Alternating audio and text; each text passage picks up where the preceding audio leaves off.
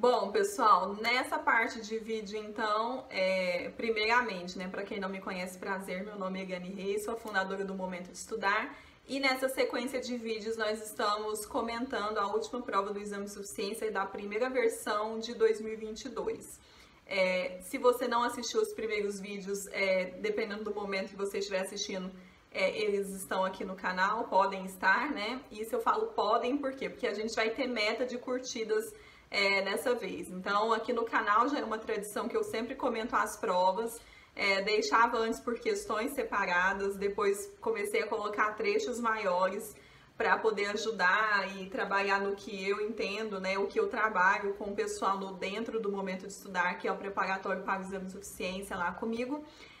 Então, trabalhando a concentração, eu coloquei vídeos maiores e a partir de agora, nesse momento eu estou testando, então tive a ideia de colocar uma meta de curtidas. Então, se esse vídeo e todos os vídeos, né, na sua sequência, cada vídeo, a gente tiver um total de curtidas igual a 50 curtidas, pelo menos 50 curtidas, o vídeo vai ficar aqui disponível no canal, né, ao longo de todo o percurso aí do canal. Caso a gente não bata a curtida até o dia que vai aparecer aqui no cantinho aqui do vídeo, eu vou retirar o vídeo do ar nesse dia e o vídeo vai ficar disponível somente para os alunos do Momento de Estudar para o CRC ou os alunos também da comunidade MDE. Isso porque as provas comentadas são bônus do nosso preparatório. Então, além das 34 aulas, quando vocês fazem a matrícula, vocês pagam pelas 34 aulas, vocês ganham as 6 últimas provas comentadas e aí vai ficar nesse esquema. Então, para se matricular no Momento de Estudar para o CRC, todas as informações estão aqui na descrição abaixo do vídeo. Tem também todos os nossos outros cursos que estão com matrículas abertas. Tem todos os links das minhas redes sociais para vocês conseguirem me encontrar. E eu entendo que 50 curtidas tá ok, tá? É 1% só do total de inscritos que a gente tem aqui no canal. Considerando ainda que 80% dos pessoal que visualiza os últimos vídeos não se inscreveu, então tem um total maior que 5 mil pessoas que estão passando por aqui. E eu entendo que, então, 1%, tá? Então, a gente precisa de pelo menos 1% que curtam esse vídeo aqui. E aí, se você estiver assistindo depois desse momento que eu deixei aqui disponível, né? O vídeo quer dizer que vocês conseguiram que essa meta fosse batida. Então, curtam o vídeo, se inscrevam no canal, ative as notificações para vocês receberem a notificação quando os novos vídeos entrarem. Compartilhem o vídeo e não só o vídeo, o canal por completo, né, com os seus amigos que estudam contabilidade e também para aqueles que estão estudando para o Exame de Suficiência. Bom, no último vídeo a gente comentou então até a questão número 30, agora nessa sequência a gente vai continuar então da questão número 31. E aí, se vocês tiverem dúvida, qualquer dúvida, deixe aqui na caixa de comentários, me fale de onde você é, porque eu sou curiosa, eu gosto de saber. E deixa aí a sua dúvida, seu comentário, sua sugestão, tá? Questão número 31. João Bosco, auditor experiente, chefe de uma equipe contratada para realizar auditoria em uma grande empresa brasileira, em reunião prévia com os demais componentes e visando orientá-lo sobre a metodologia que seria adotada na realização dos trabalhos, esclareceu que seria utilizada a amostragem para determinar a precisão e a integridade dos saldos contábeis nas demonstrações financeiras. Esse processo é necessário quando a população, as informações de transações de contas é grande. Sobre essa técnica e de acordo com a NBC-TA 530, a amostragem em auditoria, analise as afirmativas a seguir. Então, nós temos 4 itens aí. Ele fala, então, no primeiro item, amostragem em auditoria é a aplicação de procedimentos de auditoria em menos de 100% dos itens de uma população relevante. No segundo item, a distorção tolerável é um valor monetário definido pelo auditor para obter um nível apropriado de segurança de que esse valor monetário não seja excedido pela distorção real da população. No item número 3, estratificação é o processo de dividir uma população em subpopulações, cada uma sendo um grupo de unidades de amostragem com características heterogêneas. No item 4, Quanto maior a taxa tolerável de desvio, maior o tamanho da amostra necessária na auditoria. E aí a gente vai ter que marcar a sequência correta, os itens que estão corretos, né? Letra A, 1 e 2, letra B, 3 e 4, letra C, 1, 2 e 3, letra D, 1, 3 e 4. Então, passando aí item por item, né? No primeiro item, amostragem em auditoria é a aplicação de procedimentos de auditoria em menos de 100% dos itens de uma população relevante. E esse item tá verdadeiro, né? Então, conforme a NBC TA 530, a amostragem é a aplicação de procedimentos de auditoria em menos de 100% dos itens da população relevante para os fins de auditoria, de maneira que todas as unidades da amostragem tenham a mesma chance de serem selecionadas para proporcionar uma base razoável que possibilite o auditor concluir sobre toda a população. Então, item 1, verdadeiro. 2. A distorção tolerável é um valor monetário definido pelo auditor para obter um nível apropriado de segurança de que esse valor monetário não seja excedido pela distorção real na população. Esse item também está verdadeiro. Aí a gente tem que a definição de distorção, então, né? Distorção tolerável é um valor monetário definido pelo auditor para obter um nível apropriado de segurança de que esse valor monetário não seja excedido pela distorção real da população. A distorção tolerável, portanto, é a aplicação da materialidade na execução da auditoria. Lembre-se, a materialidade é aplicada tanto no planejamento quanto na execução da auditoria. Item 3. Estratificação é um processo de dividir uma população em subpopulações, cada uma sendo um grupo de unidades de amostragem com características heterogêneas. Tá falso. A estratificação, na verdade, é um processo de dividir uma população em subpopulações, cada uma sendo um grupo de unidades de amostragem com características homogêneas e não heterogêneas, como ele diz aqui, tá? A técnica de estratificação é utilizada em uma população heterogênea, visando constituir subpopulações que possuam unidades homogêneas para reduzir o viés nas estimativas dos parâmetros de interesse em um processo de auditoria. E o item 4, quanto maior a taxa tolerável de desvio, maior o tamanho da amostra necessária na auditoria. Tá falso, né? Na verdade, quanto menor a taxa tolerável de desvio, maior o tamanho da amostra necessária na auditoria. O nível de risco da amostragem que o auditor está disposto a aceitar afeta o tamanho da amostra, exigindo assim que quanto menor o risco que o auditor está disposto a aceitar, maior deve ser o tamanho da amostra. Então, dessa forma, a gente chegou então ao gabarito letra A, onde os itens 1 e 2 estão verdadeiros. Questão 32. Um administrador de empresas acumulou suas dívidas após investimentos mal sucedidos. A primeira dívida possui um montante de R$22 mil e deve ser quitada em 3 meses. A segunda dívida é de montante 20% maior que a primeira e o seu valor deve ser pago ao final de 6 meses. Considerando-se uma taxa de juros simples de 5%, qual o valor do pagamento único que quite as duas dívidas após 4 meses? Considere, não serão aplicadas quaisquer penalidades por atraso, apenas cobrança dos juros devidos. E o pagamento adiantado terão seus juros devidamente descontados. Letra A, R$ 44.952,38. Letra B, R$ 47.100. Letra C, R$ 49.992,38. Letra D, R$ 52.140. Então, aqui, ele está pedindo para a gente, então, qual é o valor, considerando uma taxa de juros simples de 5%, qual é o valor do pagamento único que quite as duas dívidas após 4 meses. E aí, entenda que a dívida 1, ela tem o valor de R$20 mil.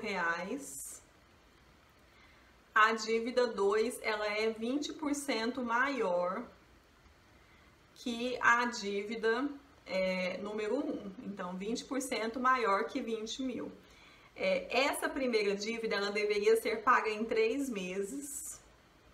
E a segunda dívida em 6 meses. ele quer um total que pague a dívida no momento de 4 meses, que seria, sei lá, né, um pouquinho mais para cá, vamos supor, né, se fosse uma linha reta aqui, seria um pouquinho mais para cá, de 4 meses. Então, a gente precisa, então, analisar qual é a situação e o valor que pague essa dívida no mês número 4, então, em 4 meses. Aí a gente tem, então, o conceito de capitais equivalentes, né? Então, dizemos que dois capitais são equivalentes quando têm o mesmo valor em determinada data de avaliação. Se mudarmos a data focal, a equivalência dos capitais não será mantida como ocorre na referida questão. E aí nós temos, então, a fórmula do montante, que é capital vezes taxa vezes o tempo. E a gente tem, então, as nossas informações. Então, na primeira dívida é de R$22 mil. 22 ou é 20? Ah, gente, não é 20 aqui, é 22, ó. Aqui é 22, eu coloquei 20. Então, é R$22 mil. A segunda dívida, então, é 22 mil mais 20%, que vai dar um total de R$26.400. Então, ela é 20% maior que a primeira dívida. Então, se a gente somar as duas dívidas, a gente vai ter o total de R$48.400. Se a gente atrasar o pagamento da primeira dívida em um mês, a gente vai ter como montante aí de juros um total de R$23.100. Então, é 22 mil mais os 5% com o período de um mês. Então, vai dar R$23.100. O pagamento da segunda dívida ocorrerá 2 meses antes do prazo. Então, dessa forma, haverá o deflacionamento. Eu sempre tenho problemas para falar deflação, né? Deflacionamento. Então, o montante, se a gente pagar um valor 2 meses, né, antes, a gente vai ter, então, um total de capital aqui de R$24 mil. O total a pagar, então, seria o valor de R$23.100 e na segunda dívida de R$24 mil. O total a pagar seria, então, de R$47.100 e o gabarito ficou sendo, então, a letra B de bola. Questão 33. De acordo com a NBCTG Estrutura Conceitual para Relatório Financeiro, a entidade que reporta informações sobre seus ativos, passivos, patrimônio líquido, receitas e despesas apresenta e divulga informações em suas demonstrações contábeis. Para que a comunicação das informações seja efetiva e permita aprimorar a relevância, representação fidedigna, compreensibilidade e comparabilidade, deve considerar os seguintes critérios, exceto, então, mesmo caso da questão lá que a gente fez anterior. Então, marca a palavra exceto. Letra A. Classificar informações de maneira a agrupar itens similares e separar itens diferentes. B. Concentrar-se em princípios e objetivos de divulgação e apresentação em vez de concentrar-se em regras. Letra C. Considerar o princípio de que as descrições padronizadas são mais úteis do que as informações específicas da entidade. Letra D. Agregar informações de tal modo que não sejam obscurecidas por detalhes desnecessários ou por agregação excessiva. Então, o que a gente tem lá na NBCTG Estrutura Conceitual, também chamada, né, de CPC 00? Lá no item 7.2, ele fala assim: a comunicação efetiva de informações nas demonstrações contábeis torna essas informações mais relevantes e contribui para uma representação fidedigna de ativos, passivos, patrimônio líquido, receitas e despesas da entidade. Também aprimora a compreensibilidade e a comparabilidade das informações nas demonstrações contábeis. A comunicação efetiva de informações nas demonstrações contábeis requer concentrar-se em princípios e objetivos de divulgação e apresentação em vez de concentrar-se em regras. Classificar informações de maneira a agrupar itens similares e separar itens diferentes e agregar informações de tal modo que não sejam obscurecidas por detalhes desnecessários ou por agregação excessiva. Então, com isso, o único item que não está aqui de acordo com a questão, né, vai ser a letra C, né? Então, a letra A está de acordo, A letra B também. A letra C não, porque na letra C ele fala, né? Considerar o princípio de que as descrições padronizadas são mais úteis do que as informações específicas da entidade. Não, esse item tá falso e a letra D está verdadeira. Então, gabarito aí, letra C. Questão 34. Quando foi contratado pela pequena empresa de tecidos em 1989, o jovem André dizia aos amigos que sua meta era ganhar muito dinheiro e comprar um posto de gasolina. Aos poucos, no entanto, enquanto ascendia rapidamente na organização, seus sonhos passaram por grandes revisões. Aos 30 anos de idade, no final de 1990, André já era um dos principais sócios da empresa e almejava conquistar o controle. Para tanto, precisava entender e praticar algumas informações contábeis, como a informação de que todas as atividades de uma empresa podem e serão contabilizadas independentemente dos seus donos, sob a premissa da responsabilidade limitada ou, em termos mais simples, a separação entre o controle e a propriedade.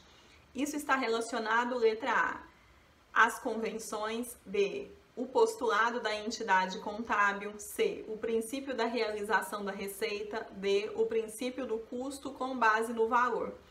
Bom, quem fala sobre o controle e a propriedade, né, e a gente fazer as contabilizações independentes, então, a pessoa física separar da pessoa jurídica, né, as contabilizações, ou talvez, se você quiser usar aí dessa forma, como ele disse, né, o controle e a propriedade, é o postulado da entidade contábil. E aí, nota que talvez você tenha confundido com o princípio da entidade. Os princípios, eles não existem mais. Então, os princípios contábeis, eles foram revogados, mas a entidade em si, por exemplo, não deixou de existir.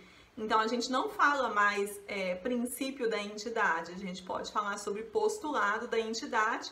A entidade continua sendo o mesmo, a essência daquela informação continua sendo a mesma, mas os princípios eles foram revogados lá atrás. Então, hoje a gente não usa mais aquela resolução para poder falar sobre entidade, por exemplo. Então, a gente encontra a ideia da entidade, por exemplo, na NBCTG Estrutura Conceitual, que é o CPC 00, ou em outras normas, né? A gente encontra a ideia central de cada um daqueles princípios, a gente continua tendo aquelas ideias centrais dentro da contabilidade, a gente só não vai chamar de princípios mais, tá?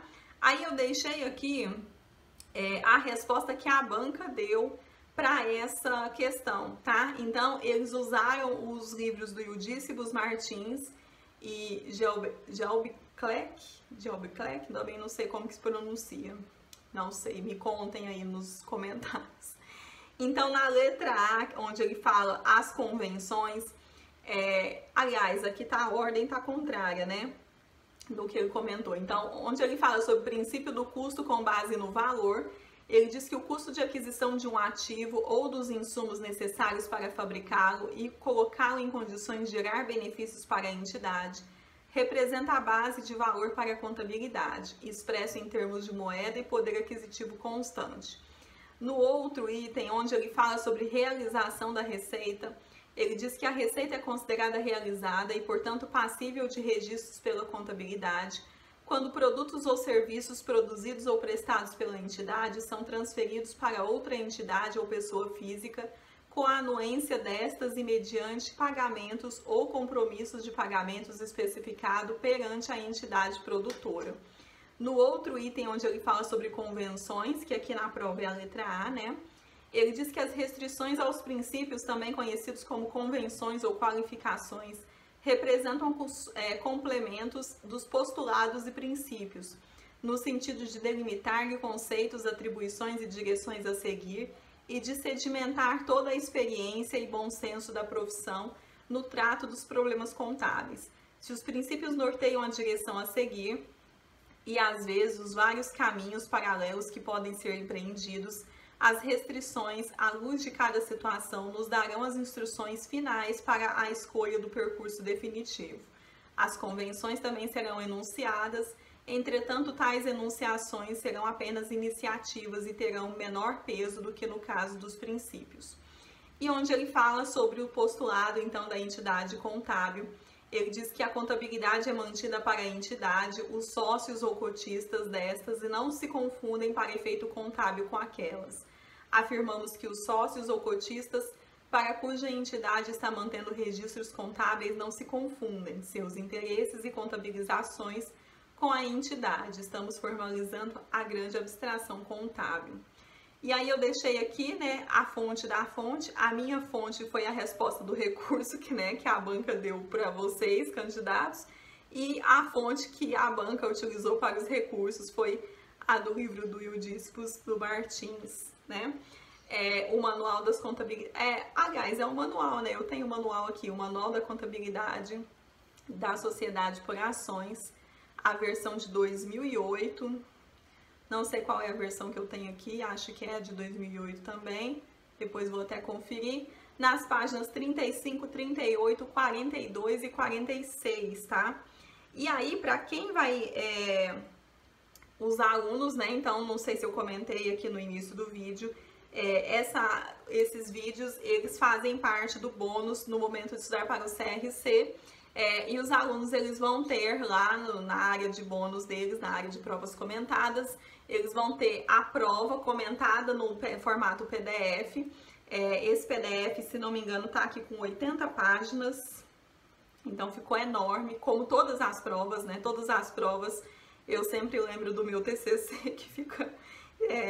as provas sempre ficam enormes, então vai ficar disponível lá para os alunos como bônus no momento de estudar para o CRC e na comunidade MDE. A prova comentada no formato PDF, esses slides que eu vou riscando, comentando alguma coisa, né, escrevo algumas coisas, e vai ficar os vídeos também na sequência de todas as questões lá para eles, com exceção, né, da língua portuguesa, porque eu não comento questões de língua portuguesa.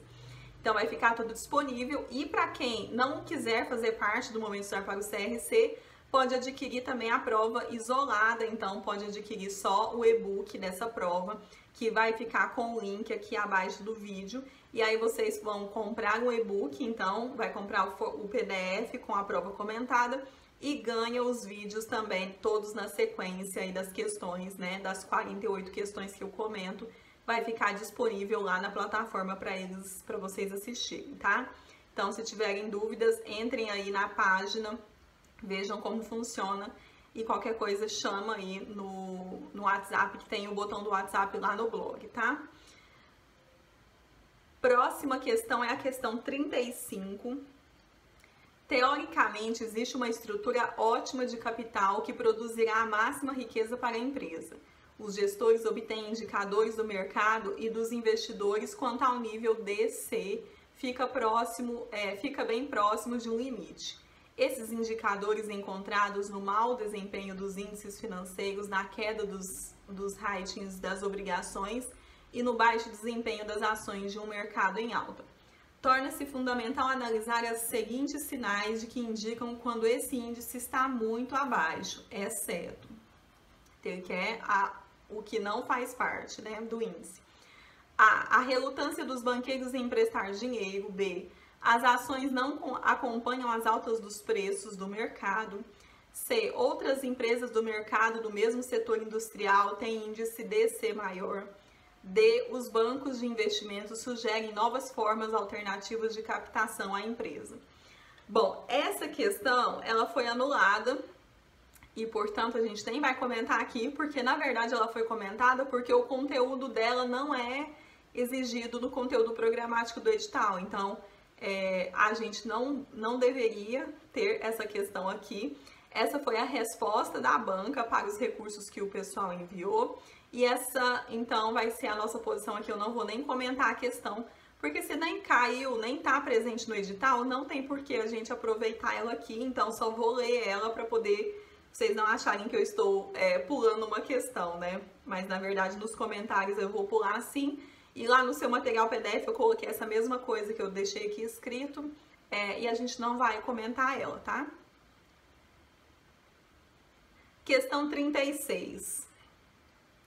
Um empresário do ramo imobiliário está disposto a aproveitar as oportunidades. A personalidade de quem assume riscos possibilita que ele prospere em situações que outros julgariam arriscadas e estressantes. Sem perder o ânimo pelos obstáculos financeiros, esse empresário continua a constituir o seu patrimônio líquido ao desenvolver novos projetos. O conhecimento dos conceitos contábeis ancora sua análise e suas decisões. Diante do exposto, relacione adequadamente os respectivos itens. 1. Ativo. 2. Passivo. 3. Balanço patrimonial. 4. Patrimônio líquido. 5. Estoque. 6. Capital nominal. E aí a gente tem os itens que a gente precisa relacionar. Então, o primeiro, bens de propriedade da empresa pertence consequentemente ao ativo. O segundo, é o mais importante relatório gerado pela contabilidade. Através dele pode-se identificar a saúde financeira e econômica da empresa no fim do ano ou em qualquer data prefixada. Importância que os proprietários investem inicialmente na empresa. Depois, significa as obrigações exigíveis da empresa, ou seja, as dívidas que serão cobradas, reclamadas a partir da data do seu vencimento. É denominado também passivo exigível, procurando-se, nesse caso, dar mais ênfase ao aspecto de exigibilidade. E aí é continuação, tá? Depois, o próximo item é o conjunto de bens e direitos da propriedade da empresa. São itens passivos, são itens positivos do patrimônio, trazem benefícios, proporcionam ganhos para a empresa, representam o total das aplicações dos proprietários na empresa. E aí ele pede a sequência correta. Então, eu vou fazer aqui de uma forma que vai ficar mais fácil, que é listando primeiro pelos itens, né? Então, 1 ativo, 2 passivo, 3 balanço patrimonial, 4 patrimônio líquido, 5 estoque e 6 capital nominal, tá? Então, ativo, a definição é o conjunto de bens e direitos de propriedade da empresa, são itens positivos do patrimônio, trazem benefícios, proporcionam ganho para a empresa. No item 2, que é passivo, significa as obrigações exigíveis da empresa, ou seja, as dívidas que serão cobradas, reclamadas a partir da data do seu vencimento. É denominado também passivo exigível, procurando-se nesse caso dar mais ênfase ao aspecto exigibilidade. 3. Balanço patrimonial é o mais importante relatório gerado pela contabilidade. Através dele, pode-se identificar a saúde financeira e econômica da empresa no fim do ano ou em qualquer data prefixada. 4. Patrimônio líquido. Representa o total das aplicações dos proprietários na empresa. 5. Estoque. Bens de propriedade da empresa pertence consequentemente ao ativo. E 6. Capital nominal. Importância que os proprietários investem inicialmente na empresa. E aí, a sequência ficou então 5, 3, 6, 2, 1 e 4.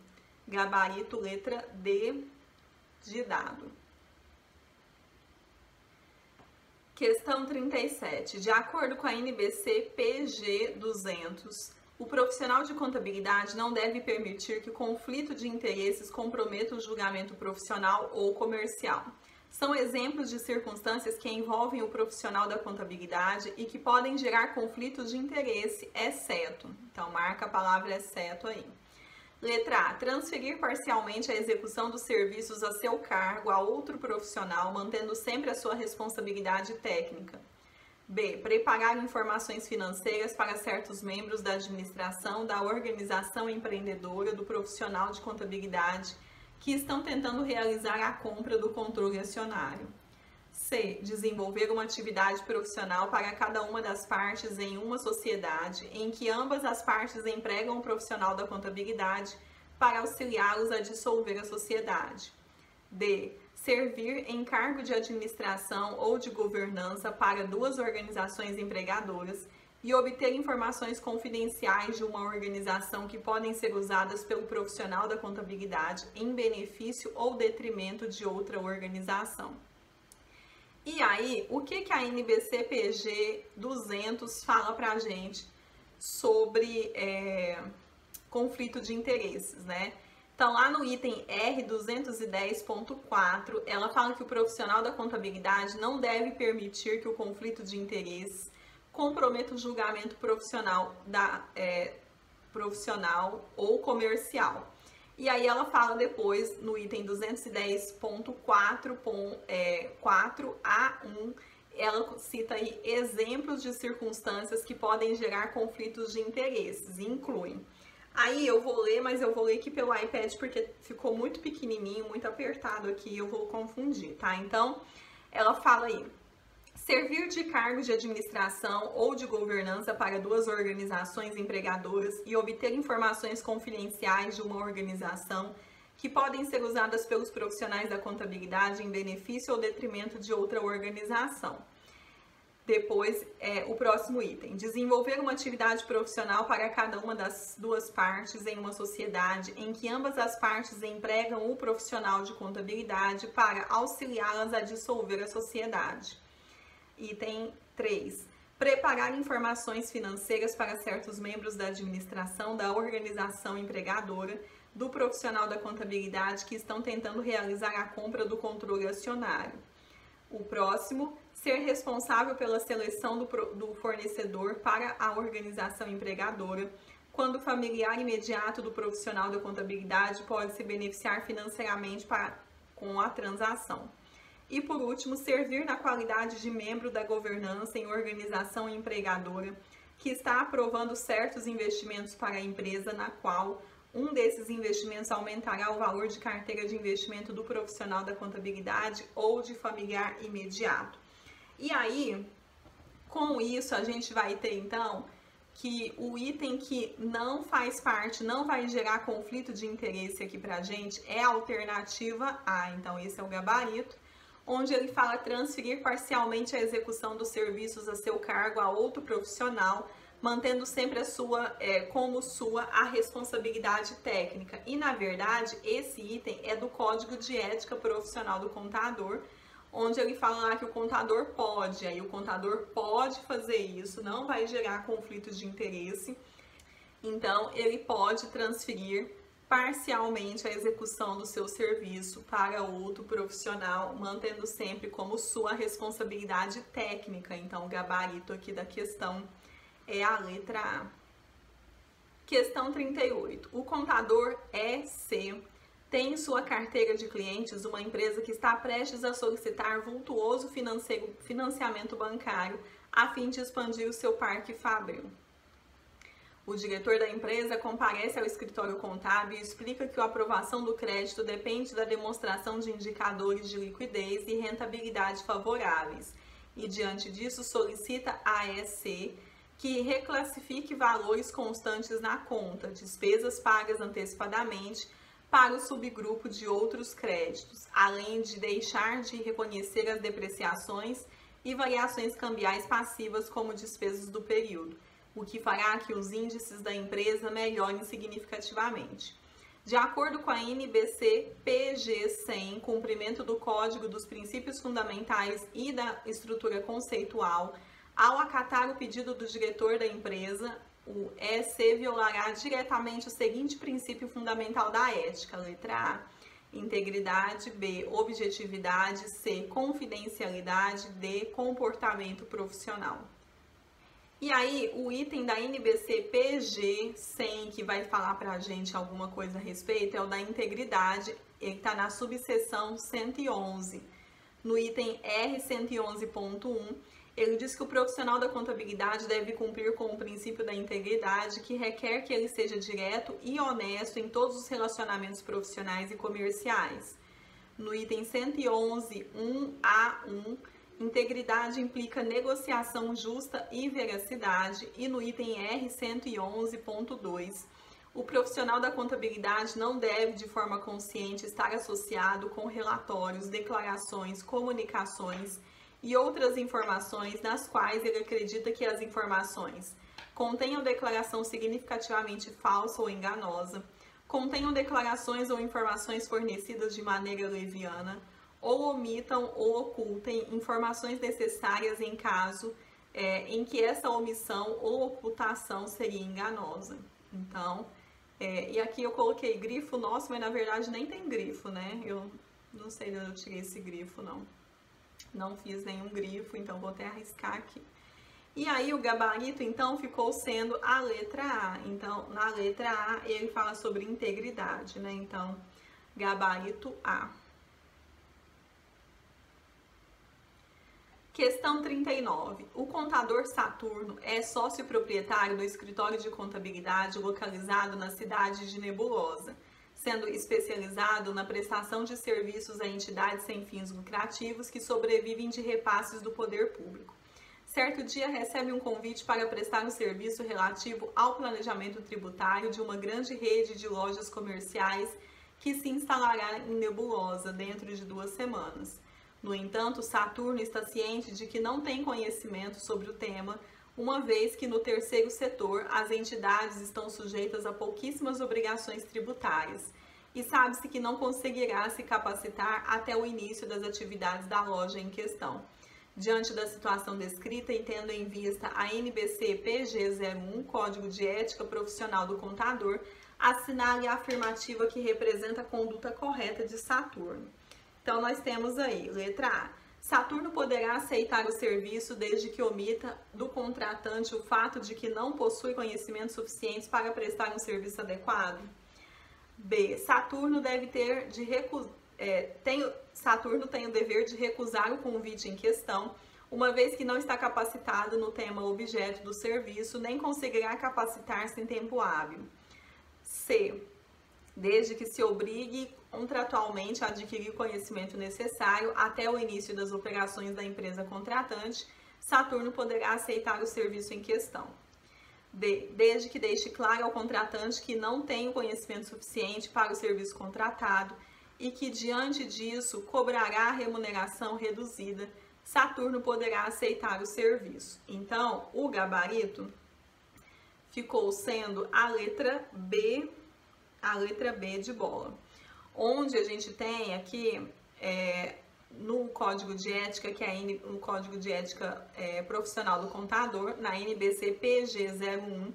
E aí, se você estiver assistindo pelo YouTube, tem um vídeo aqui no canal onde a gente já trabalhou, eu comentei toda a norma, tá? Então, é só procurar aqui, tem uma playlist de normas, e aí vocês conseguem achar esse vídeo aqui, tá? Tem uma aula de ética, que é uma aula completa, e tem um vídeo especificamente sobre a NBC PG 01. Lá no item, então, de deveres, vedações e permissibilidades, no item 4, ele fala que são deveres do contador: recusar sua indicação em trabalho que reconheça não se achar capacitado para a especialização requerida. Então, o gabarito vai ser a letra B, onde ele diz que Saturno tem o dever de recusar o convite em questão, uma vez que não está capacitado no tema objeto do serviço, nem conseguirá capacitar-se em tempo hábil. Então, esse é o gabarito da questão.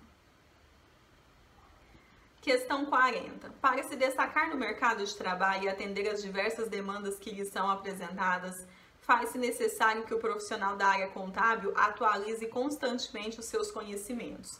Foi pensando nisso que o Conselho Federal de Contabilidade regulamentou o Programa de Educação Profissional Continuada, PEC-PC, nos termos da NBC PG 12. Com base no normativo citado, assinar a afirmativa incorreta. Então, marque aí o item, a palavra incorreta.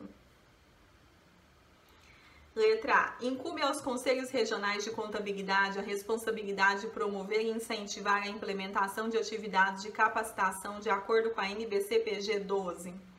B. A norma é de observância obrigatória para os profissionais que estejam inscritos no Cadastro Nacional de Auditores Independentes, CNAI, CNAI, né? Não sei se vocês falam CNAI ou CNAI, do CFC, exercendo ou não atividade de auditoria independente. Letra C. Aos profissionais aos profissionais que por motivos comprovadamente justificados estejam impedidos de exercer a profissão por um período superior a 60 dias, deve-se cumprir a educação profissional continuada proporcionalmente aos meses trabalhados no ano. Letra D.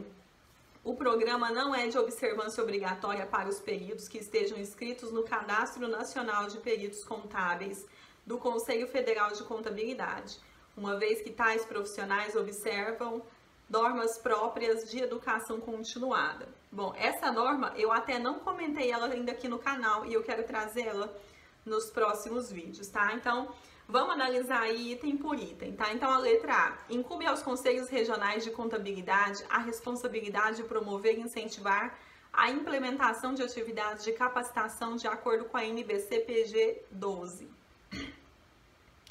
Verdadeiro, né? Então, no item 27 da NBC-PG 12, ele fala que os CRCs, né, os Conselhos Regionais de Contabilidade, têm a responsabilidade de promover e incentivar a implementação de atividades de capacitação que permitam o cumprimento dessa norma. Na letra B, a norma é de observância obrigatória para os profissionais que estejam inscritos no Cadastro Nacional de Auditores Independentes, o CNAI do CFC, exercendo ou não atividade de auditoria independente, tá? Verdadeiro. Ele fala, né, que a EPC é obrigatória para todos os profissionais de contabilidade que estejam inscritos no Cadastro Nacional de Auditores Independentes, do CFC, exercendo ou não atividade de auditoria independente. Na letra C, aos profissionais que por motivos comprovadamente justificados estejam impedidos de exercer a profissão por período superior a 60 dias, devem cumprir a educação profissional continuada proporcionalmente aos meses trabalhados no ano, tá? Verdadeiro. Lá na NBC-PG 12, no item 13, ele vai dizer que os profissionais sujeitos ao cumprimento dessa norma, que por motivos comprovadamente justificados estejam impedidos de exercer a profissão por período superior a 60 dias, devem cumprir-se da EPC proporcionalmente aos meses trabalhados no ano. São consideradas justificativas válidas para esse fim: licença maternidade, enfermidades, acidente de trabalho, outras situações julgadas pertinentes a critério da Comissão de Educação Profissional Continuada. E na letra D, o programa não é de observância obrigatória para os peritos que estejam inscritos no Cadastro Nacional de Peritos Contábeis do Conselho Federal de Contabilidade, uma vez que tais profissionais observam normas próprias de educação continuada. Tá falso, né? Ele fala que o programa de educação profissional é obrigatório para todos os profissionais da contabilidade. Lá na letra J, que estejam inscritos no Cadastro Nacional de Peritos Contábeis, CNPC, do CFC. Então, tanto auditores quanto peritos, né, precisam cumprir também com o programa de educação profissional. Gabarito, então, a letra D. Bom, pessoal, então essas foram as questões que a gente vai trabalhar no dia de hoje. A gente vai continuar na sequência no próximo dia. Se você estiver assistindo depois do vídeo, né, lembre-se que a gente precisa bater a meta de 50 curtidas nesse vídeo para que o vídeo possa ficar disponível aqui no canal. Se você estiver assistindo, então peço para você curtir para que o vídeo possa ficar. E não se esqueça de curtir, se inscrever, compartilhar o vídeo com seus amigos que estudam contabilidade. Vou deixar aqui as minhas redes sociais e o link das redes estão aqui na descrição do vídeo. Me sigam lá no Instagram, tanto no Momento de Estudar quanto no Reis Eliane 2, para que vocês possam acompanhar outros conteúdos, né? E caso tenham qualquer tipo de dúvida, deixem aí na área de comentários. A gente se vê no nosso próximo vídeo. Bons estudos e até mais!